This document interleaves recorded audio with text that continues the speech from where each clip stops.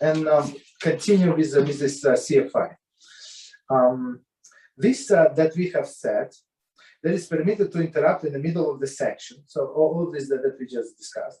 For those things that we have mentioned above, does not apply to the verse of Shema Yisrael itself. Okay, so commentaries say there is nothing more important than accepting the yoke of the kingdom of heaven through the recitation of the first verse of the Shema, Mishnah Berurah 66:11. So, meaning when you say Shema Yisrael, HaShem Elokeinu, HaShem Echad, you close your eyes. In this verse, you're not allowed to interrupt. Period. You're not allowed. Or to the sentence that we recite following it, Baruch Shem Kvot Malchuso Le'olam V'ed, which means blessed is the name of the glory of His glorious kingdom for eternity.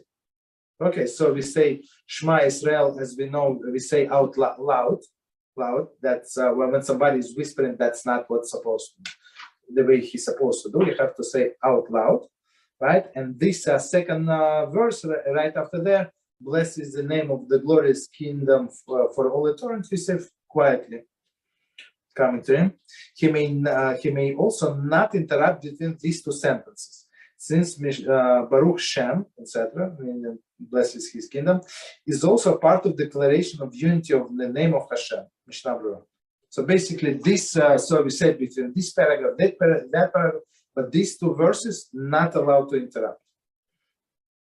Okay, not in the middle of the verses and not between the two of the verses. Okay, for the one who is in the middle of the reciting these verses, it is forbidden to interrupt at all, even if the king were to greet him at that point. Not allowed. He should not interrupt his recitation to reply. So king is there. So Obama came. This new president came. Old president came. You're not allowed to respond. Okay. Between the words Ani HaShem Elokeichem, I'm HaShem your God, the final words of the Shema, and the words Emes Ve'etziv, the first words of the following paragraph, he should also not interrupt at all for any of the above responses. Okay, so let me give you the page number. Wait. Question in the article. So basically, I know that in the Shema itself, article already puts in it is true, correct? Yes. It has that, and then it has the Hazen right after, so you don't have to say it anymore. It's not in the next part, right? Yeah. Mm-hmm. So that's so meaning on the page 95. On the page 95, it's the last sentence of the Shema, and I'm HaShem your God, right? And then true, right? So in this case, so you're not allowed to interrupt. Okay. And Emes Ve'etziv, 1 second, 26. The paragraph begins with the Torah blessing accompanying the Shema. So okay.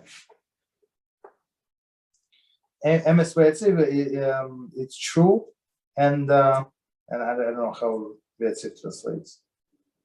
True, and what is the word after true? English word? Let me check. 1 second. Huh? 1 second. 95. 95. Okay. After true, it just says true. That's all. No, but after on the next line, maybe. Oh, and certain. And certain. Okay. True and certain. So it's continuation. So you're not allowed to interrupt it. Oh, so you have to say the and certain? Yes. So why does article put the true, but it doesn't put the no, that's they did everything correct. You wait for the chazan and you say together and you continue. Yeah. No, they knew what they were doing. Okay, continue. He should also not interrupt for at all at any of the above responses. Okay, meaning in this place, in this when you finish Shema and you start the third blessing after the Shema. he should take care not to even pause silently. Okay, continue. For it is written in the verse Yirmiyahu 10:10, HaShem God is true. So I mean, here you see it's a one verse. And now it's like that period, but here it's a one verse. Therefore, we too connect these two words just as a prophet Yirmiyahu did. And we do not interrupt between the words Elokeichem, right, and emes. So even it's for us, it's like two separate sentences, but we do not interrupt. 28. The word emes is understood both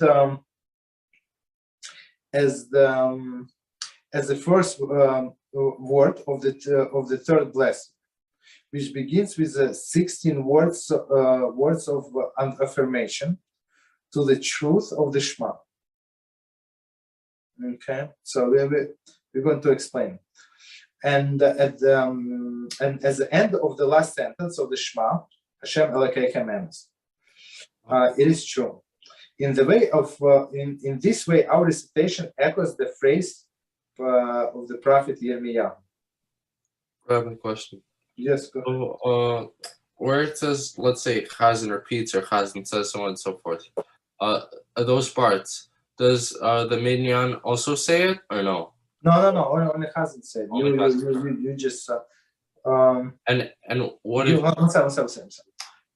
You already said it in your part in the above.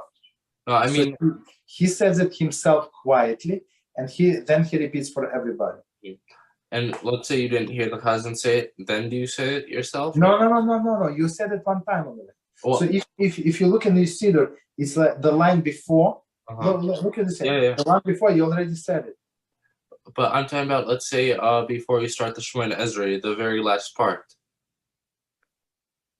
No, okay. We're going to get. He does not say. He said it in a silent Shemoneh Esrei, but he does not say any repetition. No, I said before the Shemoneh Esrei. Before the Shemoneh Esrei, where the bracha about redeeming Israel, the very last thing. Okay. For example, that part. Let's say you didn't hear the Chazan say it, and you're supposed to connect the redemption blessing to the Shemoneh Esrei. So why don't I have to say it? No. You say it yourself. We're going to get to it. You're saying it yourself. You need for him to hear this blessing, but there's a different explanation why he said it quietly. So you would not hear and you would not answer amen, basically, because you're not allowed to interrupt there. Continue. It is proper to take care not to interrupt until after he has said the words vayatzif as well. Okay. Basically, it's not proper to interrupt, period. Since the words vayatzif also means truth. Okay. And after saying the words vayatzif, so vayatzif is certainly, or how do you say it? And what was the word? And certain, correct. So, and certain. So you have to say it without interruption, basically.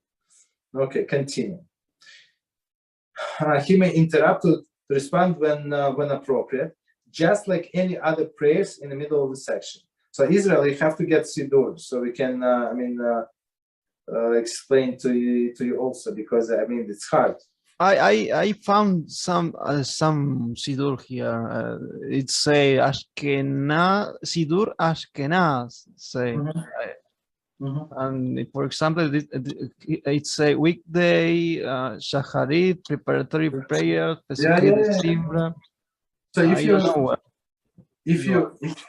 if you send it to me link, so I can check what I was or pictures. Yep. Okay, so after the class. All right. Okay, continue. Regarding the laws that in certain circumstances, while reciting portion of the prayer, one may greet another or reply to another's greeting. Okay, so here we go. So in some cases, so you're in the middle. of the Shema or the blessing of the Shema. In some cases, you are allowed to respond to the greeting. Okay. Since in our days people do not take offense where greeting or reply is not offered, therefore one should not interrupt his prayers for these greetings, even between the sections. Okay, so let's see, Mishnah Berurah explains that the common custom is not to greet others in a synagogue at any point during the prayers. So, okay, don't say you can nod your head. There is no problem. You want to wave your hand. There is no problem. But we don't say good morning. We don't say hello. We don't say shalom. We don't say all these things.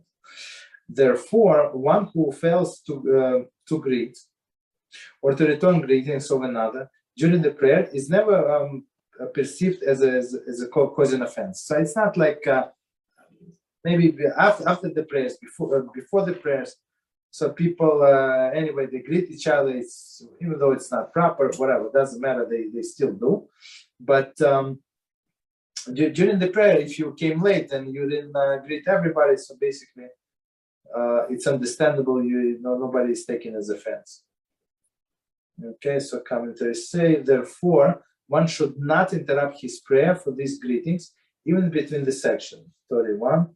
Regarding donning of tefillin, while reciting the blessing accompanying the Shema, see also Mishnah Berurah regarding donning talis at this point. I'm not sure why he would need to don talis at this point, but it's a different story.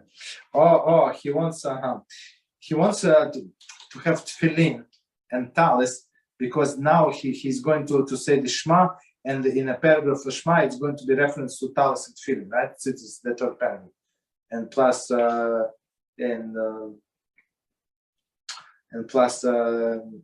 reference to tefillin also. Okay, so we finished the Siman number 16, and we can start. If you want, or if you have any questions, we can do the questions part. If not, we can start Siman 17. So the topic is loss of recitation of the Shema.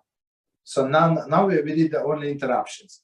So basically, before I go on, so Mishnah Berurah says that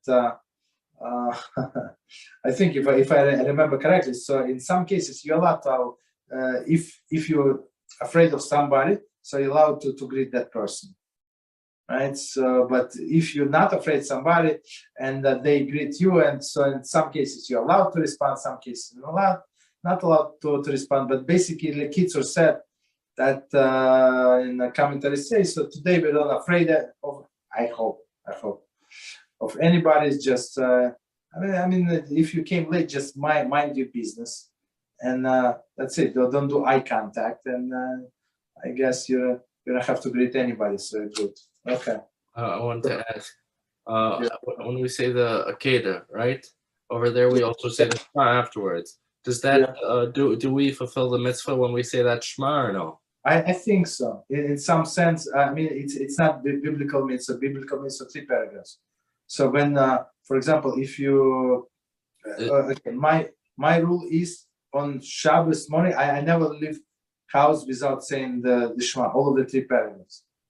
Because why? Because I think in the winter, so if you go down, for example, I give you an example, at 9 a.m., so sometimes in the winter, since we change time, right? So the latest Shema would be like, 9:30. So many times you're not going to get 9:25 or whatever time is. So sometimes you're not going to get to the reading of the Shema by that time.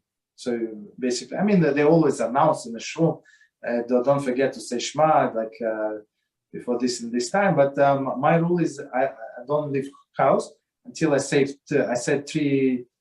all of the 3 paragraphs. But on Shabbos, on regular days, I say only 1 paragraph because it's enough. You go to shul in a normal time during the week. You have time to say all of the 3 paragraphs on time, basically. Mm-hmm.